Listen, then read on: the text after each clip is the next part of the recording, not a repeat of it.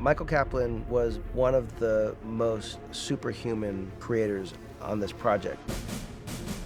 On an ongoing basis throughout the entire movie, again and again and again and again and again, he would reveal these designs that felt really unlike anything you'd seen elsewhere. There was something about all of these costumes that just, to a character, felt absolutely right.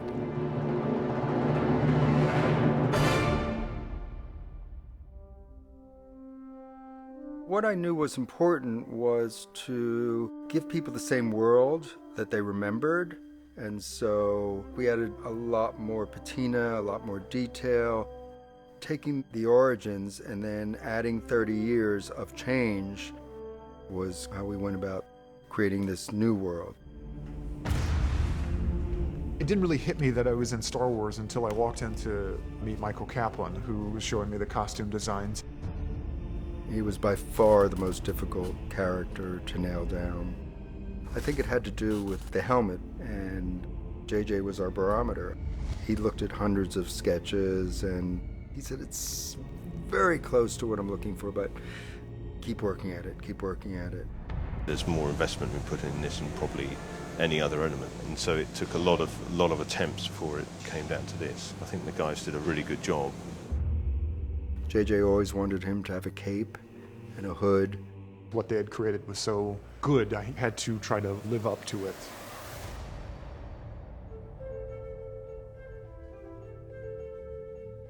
There were so many elements and individuals responsible for Rey's look. When we first see her, J.J. wanted her introduction to be a bit mysterious. We don't know if she's a man or a woman or an alien. The materials, I thought, had to be very desert-like, protective in a way, and yet I knew that it would be beautiful if she was in the desert and it was windy, for there to be something to be blowing and moving in the wind. For me, it was so incredible. The whole thing of seeing how a film is made is, especially with Michael, with this film, is like the costumes really reflect the settings. It works so well. We just arrived at this sum total of light colors and femininity and strange, strange goggles. I said to one of our concept artists that we need goggles for Rey, and I was looking through the sketches he had done, and I said, this is amazing. And he said, they're actually stormtrooper lenses that she might have found because she is a scavenger. And I just love the idea. Everything's supposed to look like Rey has put it together herself. Everything she's got fits her, but obviously with incredible people doing that. Everything is there for a reason. As it turns out, it is a very beautiful image that all these pieces together make up. Initially, when we had the issue of Finn starting out as a stormtrooper, I said to JJ, well, what's he going to be in? The armor is thick enough where he could actually have on anything. And JJ said, yeah, that would make sense.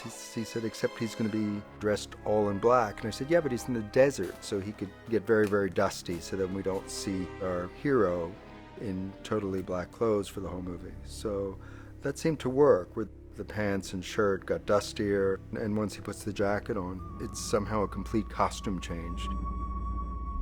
Finn's jacket, there are different stages of Finn's aging levels, because John wears it in the baking sun of the scavenger planet, goes through a lot of action. So each time he goes through this action, it's reflected a little bit more within the jacket.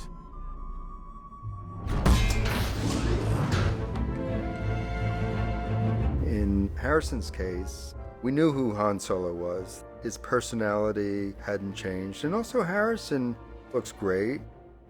And so we used that as a starting point and then changed it enough where everything he wears all feel like Han Solo. We actually had more clothes for him than we used in the movie, but once he put on the short leather jacket, we lost a few other costumes because of it. Working with Michael Kaplan was great fun. I'm very interested in costume and how that represents character and how it looks and moves and feels. And I was a real pain in the butt. But I'm happy with the detail and the energy that was put into the new costume. May the Force be with you. Well, Carrie, we started out doing more gowns for her throughout the movie, like what she wears at the end of the film, but they seemed impractical, and J.J. asked if there was anything that would feel like it made more sense in her day-to-day at the military base, and so I came up with the jumpsuit, and he loved it. Every time we would go to a set, people would show up wearing costumes that were just staggeringly beautifully done.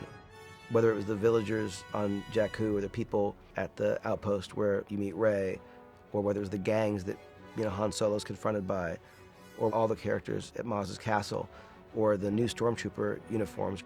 Again, just a testament to Michael Kaplan and his seemingly endless creative ability. When I got here and started meeting people, it was an embarrassment of riches. I mean, there's so much talent over here. I'm just so happy with the people I've worked with and their brilliance and how great it's reflected on me. And it's been an amazing experience.